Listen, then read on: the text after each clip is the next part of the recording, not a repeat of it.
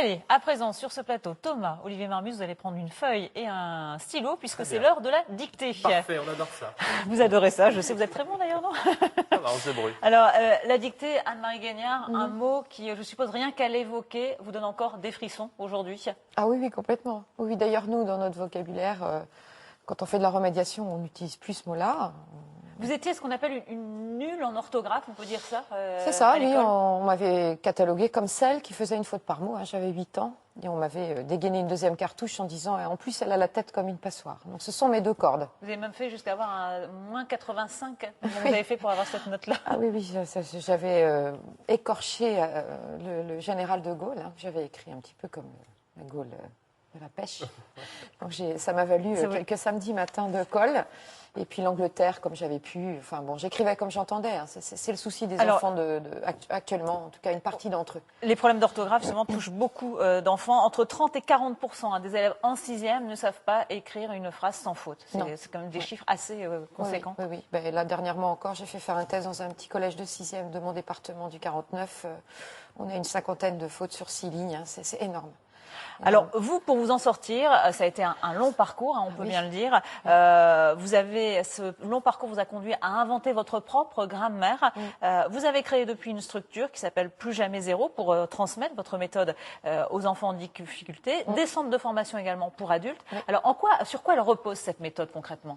Bien, finalement, elle est très méthodique, cette méthode. Parce que quand on est perdu dans les mots, on ne sait plus si c'est un problème d'accord, d'orthographe, de mots d'usage, etc. Donc, le grand principe, c'est d'écrire et on s'écoute écrire avec moi.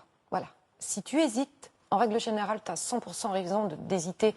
Un doublement de consonne, un P, 2P, un M, 2M, le 100, AN, EN, vous voyez, c'est compliqué. Donc, on écrit dans le sens gauche-droite.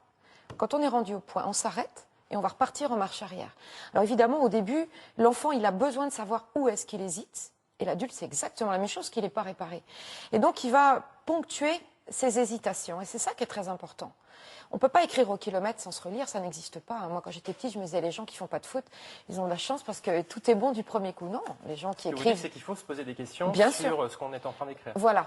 Et alors, quand on a pris des automatismes petits, quand on leur met un crayon dans la main, peut-être même des fois un peu tôt, mais du coup, il a pris cet automatisme-là. Donc moi, on l'arrête. C'est ce qu'on appelle le stop obligatoire. Alors justement, pour bien comprendre le fonctionnement de votre méthode, on va vous découvrir lors de l'une de vos séances avec vos stagiaires. Oui. Regardez ce reportage, on va tout de suite comprendre.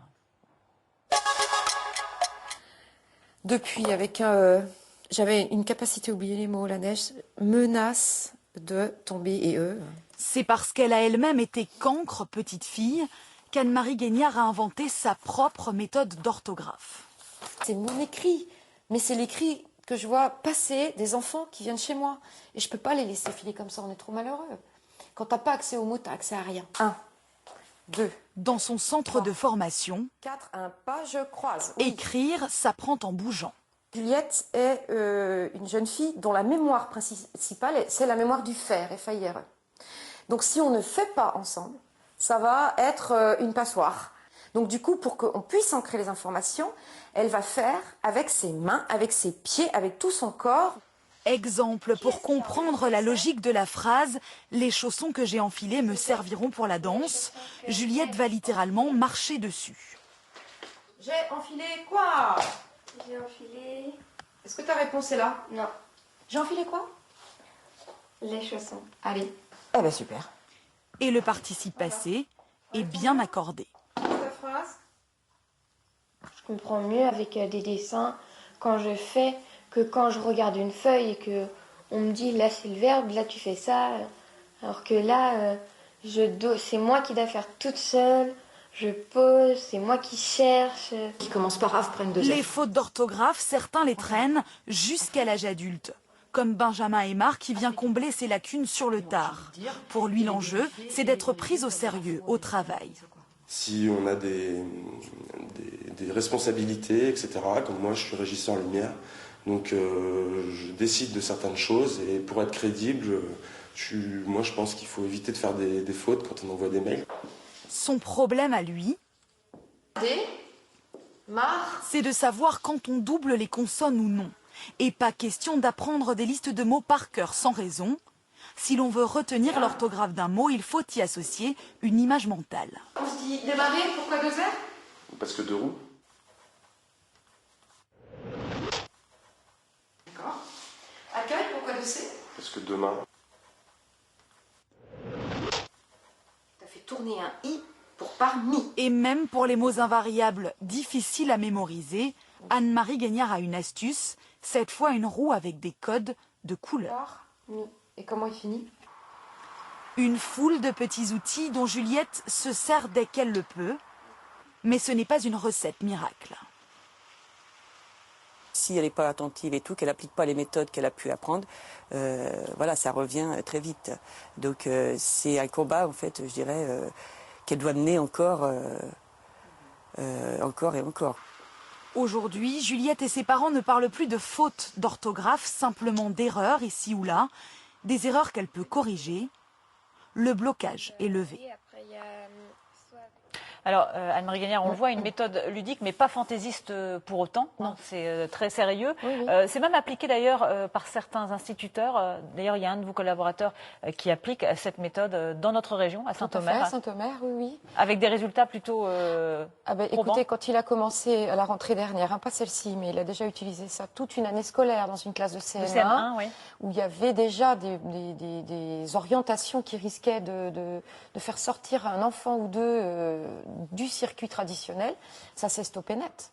C'est-à-dire que quand on a raté l'apprentissage des fondamentaux, eh bien, c'est raté pour la vie. Et quand on est dysorthographique, c'est ce qu'explique la maman de Juliette, c'est important, c'est que cette méthode, elle fonctionne. Et même moi, aujourd'hui, à 52 ans, j'en suis même à l'origine, puisque c'est moi qui l'ai créée.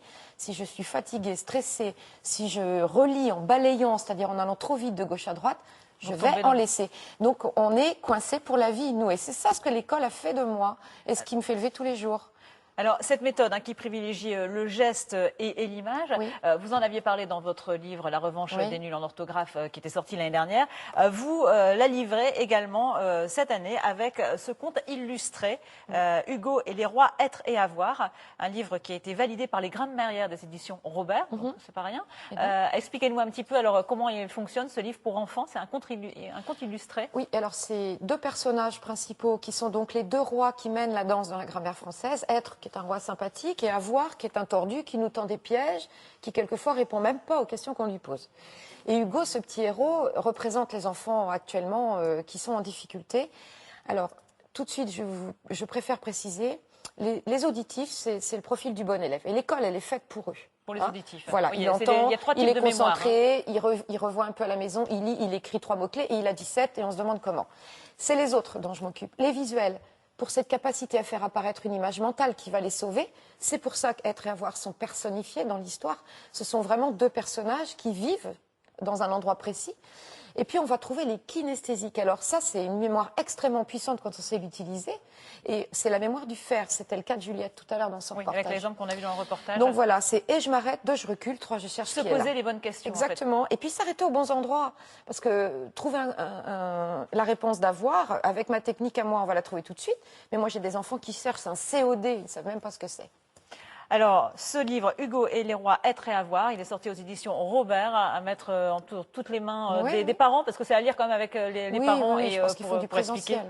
Oui. Merci beaucoup Anne-Marie Gagnard d'être venue nous en parler. Pour les grands, hein, parce que Bien sûr, il y a bien beaucoup de sûr, grands oui. qui font des fautes Bien d'orthographe. sûr, pour les adultes. Je vais vous C'est ça, oui. prêter. Moi, pas d'a priori. Merci beaucoup Anne-Marie Gagnard d'être venue nous en parler ce matin sur ce plateau. Allez.